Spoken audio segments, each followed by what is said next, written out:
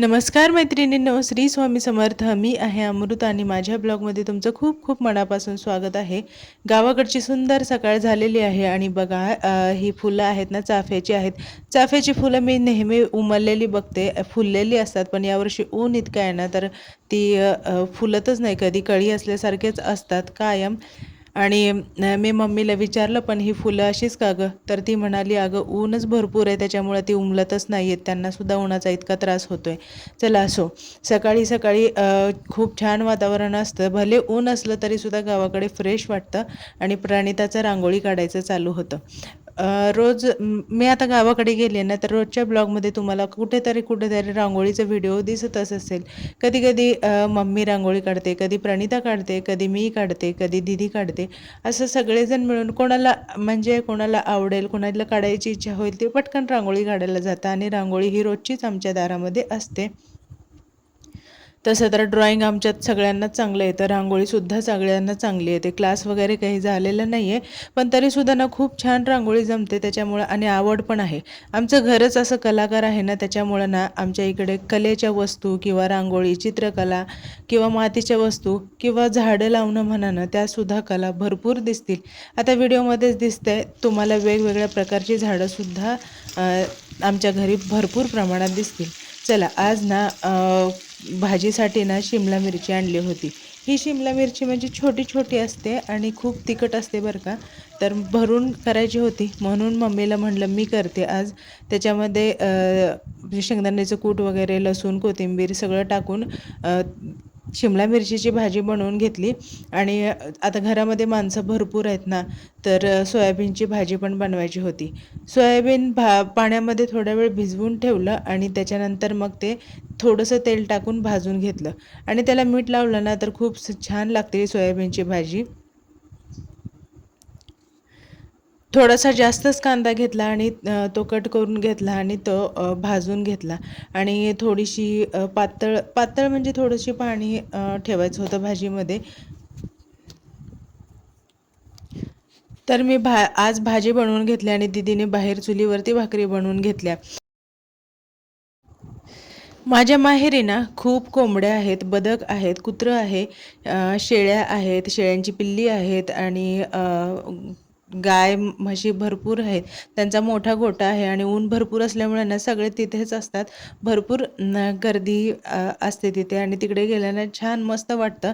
आंब्याचे झाड असल्यामुळे त्या साईडला जास्त गार वाटतं आणि थंड हवा सुटलेली असते. तर माझी इकडं भाजी बनवून झाली आहे, म्हणजे सोयाबीनची भाजी आणि शिमला मिरची सुकी केली होती ती बनवून झाली आहे. चहा पण ठेवला होता, सकाळची वेळ होती आणि काही पाहुणे पण येणार होते, त्यांच्यासाठी पण चहा ठेवायचा होता.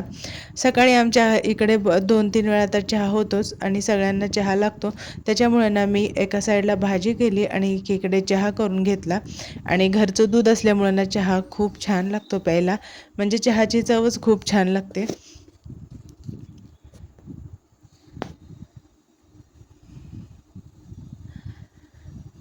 तर मम्मीचं सकाळी सकाळचं काम सुरू असतं. तिनं पक्ष्यांना म्हणजे कोंबड्यांना, बदकांना खायला टाकलं होतं. आता त्यांना घरचं धान्यच लागतं बरं का.